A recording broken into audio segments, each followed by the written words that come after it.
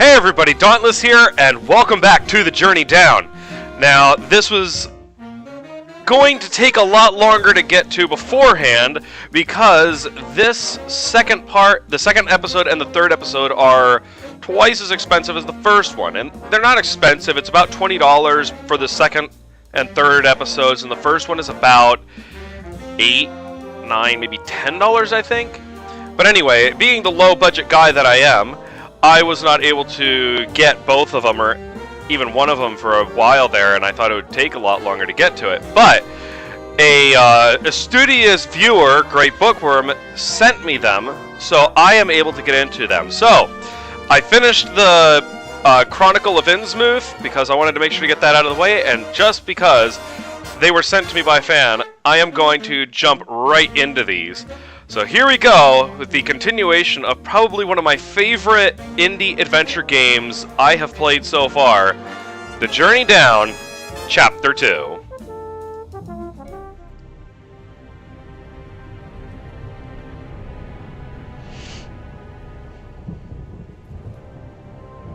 Uh-oh.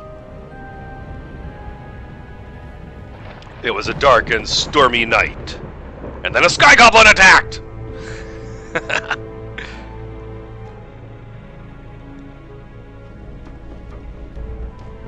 Is this the one where I stole their engines?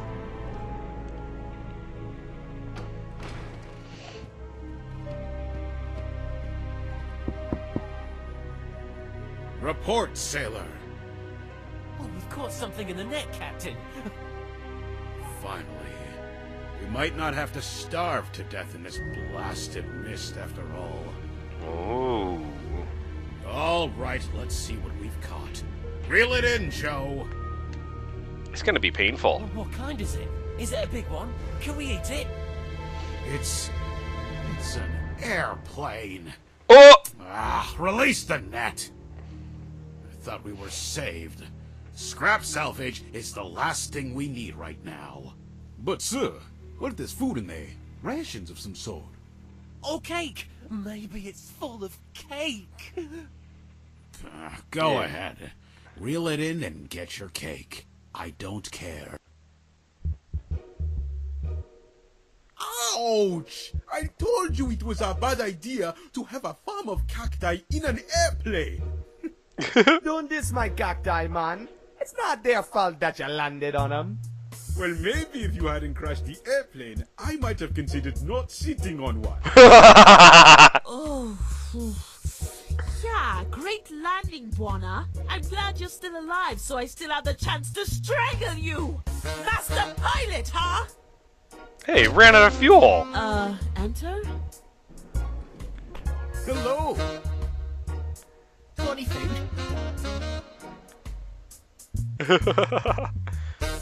Yes, plenty of food. We're all just hiding it. You can actually eat that cacti, actually, if you wanted to. I've eaten cacti before. It tastes pretty good. So, let me get this straight. We're simply stuck out here in the mist? I'm afraid so, miss. This ship isn't going anywhere. Without a lighthouse to guide us, we have no idea where to steer. We're just gonna have to wait it out. If you're lucky, it won't be more than a couple of weeks. Whoa. I can't believe this. Is there really nothing we can do? Well, if we knew our bearings, I guess that'd be a good start. But we don't. We've always relied on the lighthouse for navigation. Buona, you're a pilot. You have any ideas? What you need, lady? Our bearings. We need to find out in which direction the ship is heading. No worries, Lena. You can always count on Buona Chatters. Great. Boy. I'll take this opportunity to catch up on some more reading. How the heck am I gonna figure out what direction the ship's going? Let's see. It says Pico. I guess that's the name of the ship we're on. Wires. What's this? Ouch! Those wires are dangerous. I love how happy he is because of that.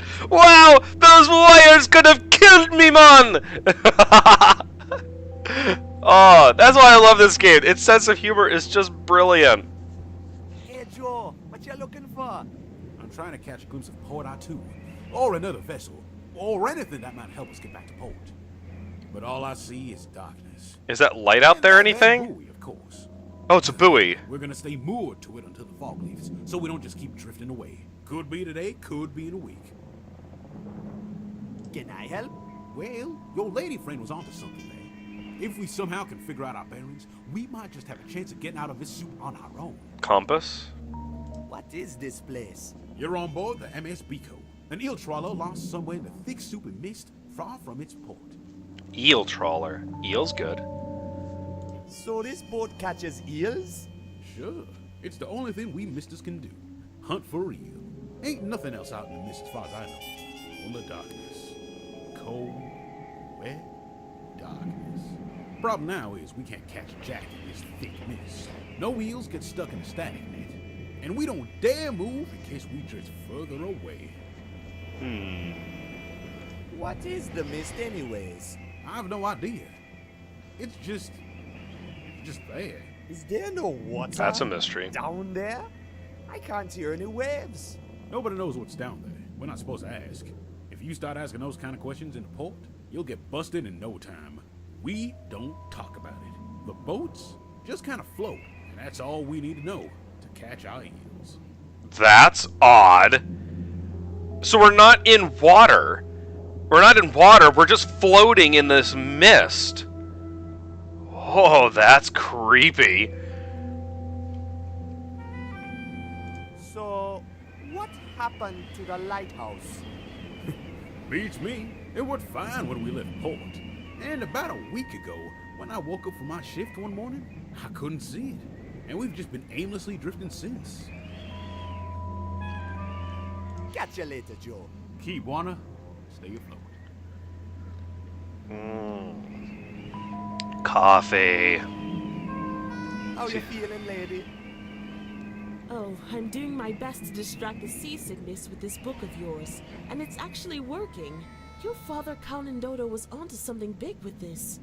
This book really is an amazing find, and I'm sure we'll be able to reach the Underland with this. I just know it. We need to figure out its meaning before it's too late. Too late for what? Listen, Buona. The thugs who broke into the university and chased us from the charter are dead serious on covering their tracks. We must get into port and find some answers before they silence every last lead to their dirty operation. Reaching the Underland? Shh, Buona, stop talking so loud about it. You're the one who said it first. We're trying to reach the Underland. That's why we need this book. Something real crooked is going on down there, and I'm hell-bent on finding out what it is. I think another thing I'm starting to appreciate about this game is that with the conversation options, it feels like questions I personally would ask, and that's just for me personally in this game. Like, the first thing in my head was, you know... Haley. Hey there, Buona is up. Okay, when the first question I asked, and my memory is so bad, I can't even remember what that question was. But, yeah. I kind of like it. Okay, so I can go into the cabin, I think. I can go down to the plane, and I can go up into the upper parts of this boat. So let's go check out my plane. Ito, brother. How you doing, man? I'm okay, Buona. Just a little seasick. I think I'm gonna lie here for a while. Of course, man. I've got this covered.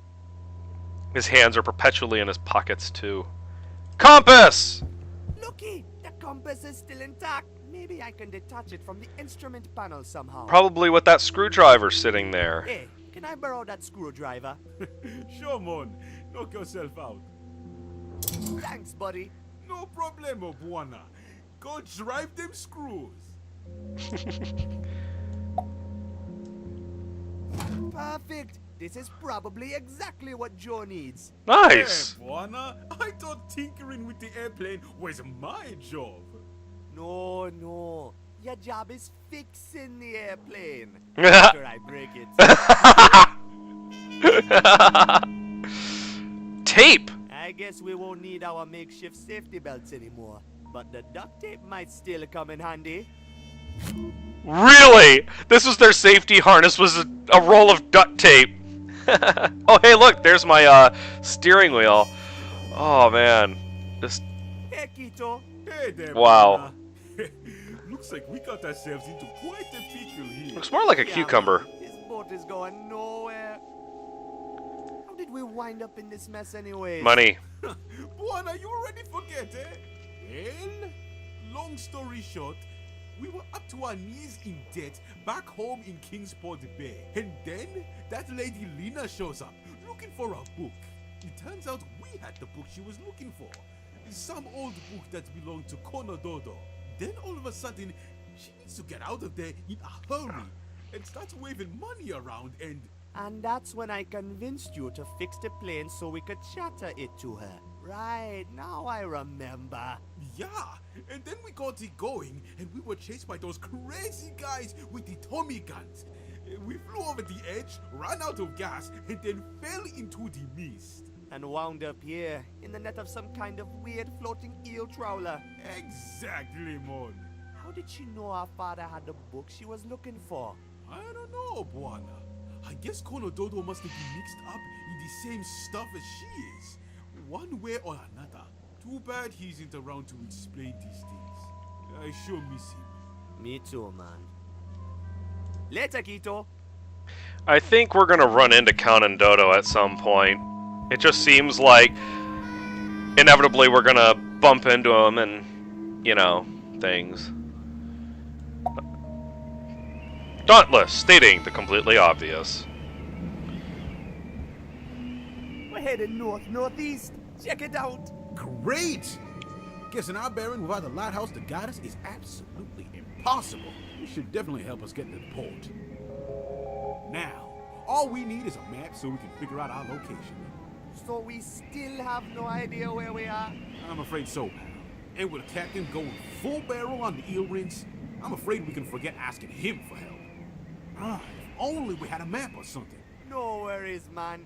I'll think of something. A map of the fog? That boy is too far away. I can't get a good look at it from here. Let's check out the cabin. Okay, that's kind of creepy. It doesn't seem to be working. Okay, let's see. Let's try the screwdriver. Man, that's not gonna work. Yeah, you could... I... Okay. Well, it's all pitch black and there's something sitting right here, I think. Which is kind of creepy. So I'm going to get out of here just for now and go check out the upstairs. Oh my. It's locked. This is where screwdrivers are It's good. nothing to unscrew. Ah. Nice steering wheel. So somehow I got to get in. Oh, there's the key. The window is fastened. Ah. Okay, so screwdriver on the portal. Let's get this window off. Ha-ha! I can't reach the key from here, man. I wish my arms were longer. Or if you could toss the Not tape. gonna work, man. It isn't Ah! sticky enough. Darn it!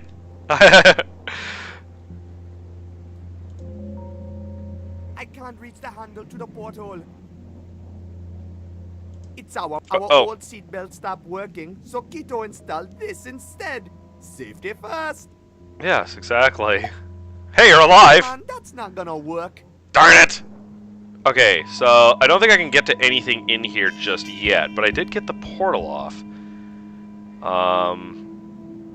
Oh! First class engineering. There we go. Light! Beautiful light! Captain slashed the wires. Said we have to conserve energy. But he's taking it too far. Oh, this darkness is horrible. Just thinking about all those scary things out in the mist is driving me mad. We haven't What seen any scary scary thing? things. Yes, thank you! Pirates. See? Bloodthirsty pirates! Not to mention the eels. Small ones are friendly enough, but the big ones... Oh, the big ones. I don't want to think about it. Wish we were back in Port Archu. That's what I just said, wasn't it? You know, every time the guy asked a question, it's like something that's immediately popping into my head. There are pirates out there? This game speaks to me. You never It understands heard of me. the Zulus? Nastiest pirates there are. They're a curse to these mists and to all of us who work it. They hack and slash their way through any vessel they encounter, no matter the flag. Oh, it's a bloody mess when they're done.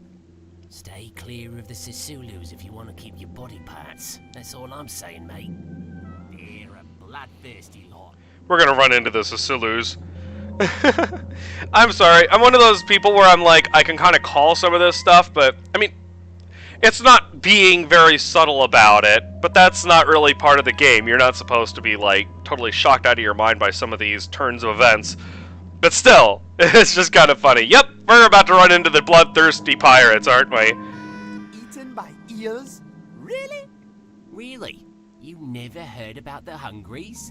I've heard tales of them swallowing entire ships, twice the size of this one. You mean a giant eel could pop up and eat us at any minute now? Well, as long as there's a charge left in our batteries, we should be okay. Legend has it they never come close when you got your lights on.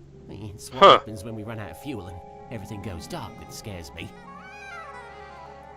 Tell me about Port Arthur. It's the only town down here under St. Armando. As far as I know, at least. It's the home port of most ships working the mist. Sometimes the fog lifts, but most of the time it's just completely enveloped in a thick, soupy fog. It's no happy place, but it's certainly better than being stuck out here. There's warmth there. And food! Wonderful food! Oh, crikey, mate. Oh, it's cracking stuff. I'm gonna guess he's See hungry. you around. Alright. Hey, look, a loose spring. I better take it before it pokes someone's eye out. Okay, let's see. Ah, the sink. It's just a sink. I don't really have any use for it. Ah, but you will, Buana. The water coming out of that tap is just about the only thing left to drink on board this ship. We had a couple of bottles of eel rinse too, but I'm pretty sure the captain has finished them all by now. Eel rinse? What's that? It's nasty stuff. Nasty industrial grade stuff. You're not supposed to drink it, really, but everybody does. So it's an incredibly potent alcohol. Okay, so, I still got my screwdriver, my tape, my spring. Spring. What can I do? Let's see if I can use the spring on the door handle.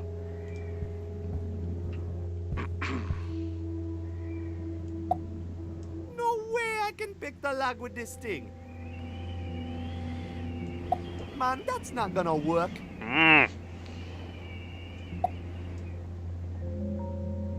Oh boy. Sometimes I'm so smart, I surprise myself. There we go.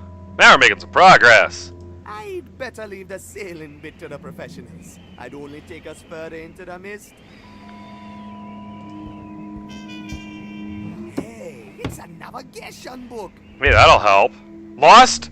A Mister's Guide to Navigation. Introduction. In the brave words of the fearless Captain Mbima, perhaps the most legendary of all misters to prowl the fog for its priceless fruits, bring on the darkness and hardship. I will catch it in my net and bleed it with my spear. He summarizes the strength and will of the proud thing that it is to be a mister. A hard-working sailor whose passion, nay, destiny it is to work the glorious darkness of the never-ending fog for another catch of glorious eel. To this spirit, I dedicate this Mister's Guide. Home port. The town of Port Arthur has a long history of a misting, eel-trawling town, and was in fact founded for that very purpose. As the misting industry grew, so did the town of Port Arthur. It has now grown to a more diversified place with cliff mining and various industrial processing plants blooming up by the dozen. With its notorious, virtually never-ending fog, the port town has garnered a reputation as an exotic but also depressing place to live. During the great mist rush of the Golden Age, the mayor was known to fake sunshine in every single photo op in order to give the city less of a gloomy image. Well, I bet that's better for PR at least. A literal proud shining beacon representing and enabling the misting industry. The Port R2 lighthouse has enabled misters to never worry about straying too far without finding their way back to port. A highly unique engineering marvel with its legendary custom constructed dual swivel 3-joint axis. Oh, that's gonna come in handy at some point. The catch. Though commonly associated with eel trawling, the mists surrounding Port R2 feature a rich abundance of mistal life harvested for its various qualities. Most of the mist catch is sold off to upbound vessels to meet the growing demand for mist-related produce, such as eels and mist barnacles, while some stays in Port R2 are further refining. The McFerrin Eel Rinse Distillery is a Port R2-based processing plant and a proud example of how the town has started upon the long road of independence from the city of St. Armando. So the eels, by far the most common and flexible catch, flexbile catch. Eel provides meat, oil, and silf, the main ingredient of the spirit known as eel rinse. The mist features an abundance of crustaceans, all of which are regarded as delicacies beyond compare to their ocean-born relatives. Mist lobster. And then here's the barnacles. Mist barnacles are in fact never actively caught, but always shaved off the hull once back in port, and ground into flour for the traditional baking of barnacle crackers. Mistweed. Similar to common seaweed, some types of mistweed contain high levels of nutrients and make for excellent herbal spaghetti-like substitutes. Equipment. Mist trawlers are solely built for working the mist and not the ocean. Due to their immense hull drought, they cannot traverse the locks of Pango Kubwa and thus never channel up to St. Armando. Is that what this thing is? Is one of these things? Which means it's got like a massive hull underneath of it. It's a mist trawler and an ocean trawler. So yeah, this thing has this gigantic hull underneath of it. Furthermore, upbound vessels used for imports and exports from St. Armando deploy advanced ballast tanks for buoyancy control, thus enabling them to navigate both mist and water with moderately low risk of capsizing. A net, a harpoon, and a mist spindle. Smaller eel are generally caught by traditional dragnet technique, while larger eel require the deployment of multiple harpoons. Mist spindles are used for smaller catch such as pewds and crimps. Navigation. Oh god. This is going to come in really, really important here soon, isn't it? Due to the highly reliable Port R2 lighthouse, losing one's way in the mist has become increasingly difficult. The lighthouse has proven so reliable, in fact, that many a vessel no longer carry the common equipment generally associated with navigation. Hence, why I needed to grab the compass, and I need the map. Following is a list of such equipment. Barometer indicates depth. Compass indicates bearings. Chart indicates location. The marker descriptions on the opposite page are used to cross-reference with the chart on the following spread. There it is. And I'm going to have to... These are the buoys. Oh, so I'm going to have to look at the buoy. I'm going to get the symbol off from this page and then figure out where we are from there. Okay. Celestial navigation. The heavens have long been used as a means of locating one's location in the high seas. Applying this technique to the mist, however, becomes more difficult as odds are you won't ever actually see any stars. Yes, that's true. I kind of thought of that. The path star, though technically not a star, its actual physical attributes being hotly debated, is often used as a reference point when deciding one's location. Okay, so wait a minute. They're saying it's actual physical attributes being hotly debated. In other words, nobody knows what this thing is. They don't know what this star is. Which suddenly raises another question. What is the path star? Depending on the star's location in the heavens as compared to a celestial navatorium, one's latitude and longitude can then be deduced using the age index on the following page, locating the path star. The path star moves across the heavens in a repeating pattern. Because of this, sailors have been able to develop an age index used to locate the path star location with the help of time. Leaf, tree, wave. Okay. Okay. dangers of the mist. It is no secret that the mist has taken many a life from many a brave sailor. The dangers are many of the risks loom over every ship that leaves the safety and comfort of home port. The Hungries. Any experienced mister will tell you that the biggest danger of them all is running into the Hungries. These are the adult eel and generally can only be found in great depths of the mist. The risk in running into Hungries on normal trawling depth, however, is very low, especially when taking good caution to keep lights on at all times. The cliffs, a far more common and perhaps less exotic demise, because when you want to die, you might as well go out in some totally bizarro fashion.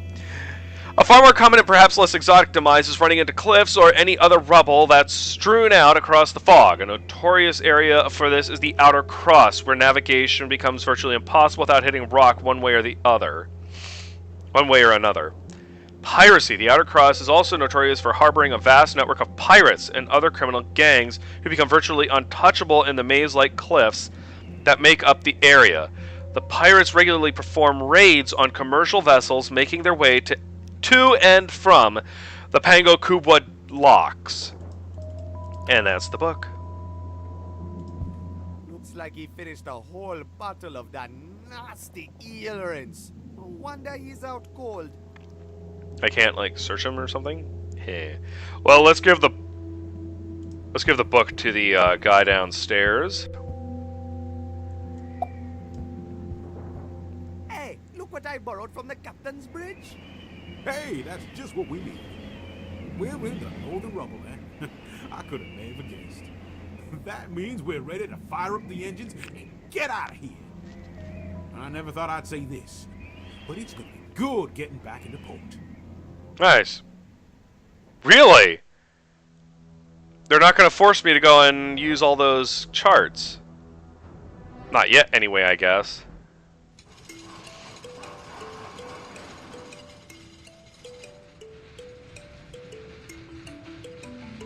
Oh! Oh, it's actually got an introductory scene. Oh!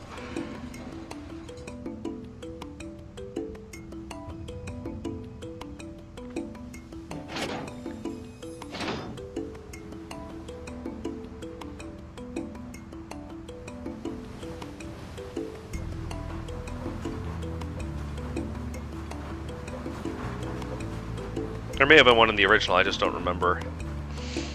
Well, here we are at the port. Wow, I was worried about way more puzzles. I guess Buana really doesn't like those puzzles, does he? Oh! Ooh, I like it.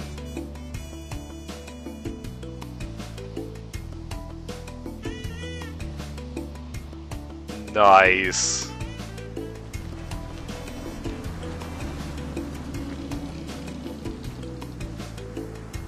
And special how do you do to the guy who made the soundtrack. The people who made the music for this are really talented. This is a great soundtrack.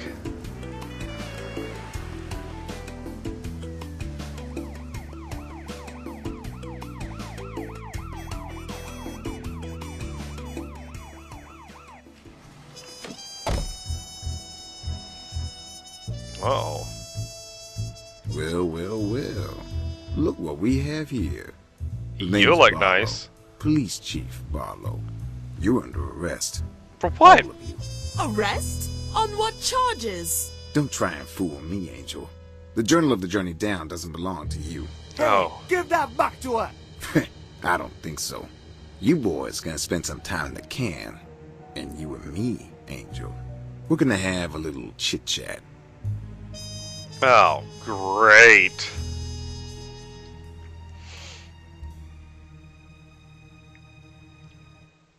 Out of the eel trawler and into the can.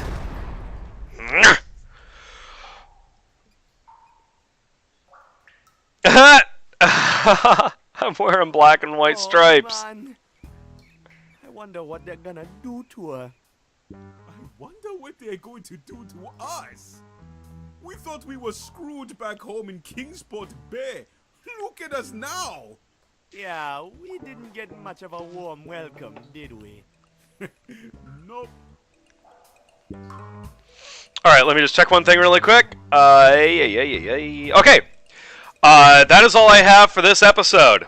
And I am loving it. This is absolutely awesome. The graphics, as I mentioned before, the graphics in this game are just amazing. The humor, the puzzles, everything is just spot on. This is starting to quickly become my favorite adventure game series above even Space Quest, which is kind of a big thing for me to say because I was raised on Space Quest, but this is without a doubt one of the most entertaining adventure games I've ever played. And I would normally say like maybe Monkey Island or something, but I think the thing I like about this in comparison to like Space Quest or Monkey Island is that the puzzles in this are a little more straightforward to figure out. It's not something where you're going to have to use some completely oddball solution to complete it. And you know, granted, that's not a bad thing all the time. I just personally like more logical puzzles rather than puzzles where it's like I'm going to use the my underwear as a slingshot to take out a guard or something. But that's just me. So I'm having a total blast with this. And again, thanks to Great Bookworm for getting me this. I really appreciate it. I will get on to the next episode as soon as I can. But if you enjoy this video, drop a like. Please subscribe. I will be putting up more of this. And drop a comment down below. Give me some feedback. I always appreciate it. And until later. But as always, I hope you all have a great rest of your day.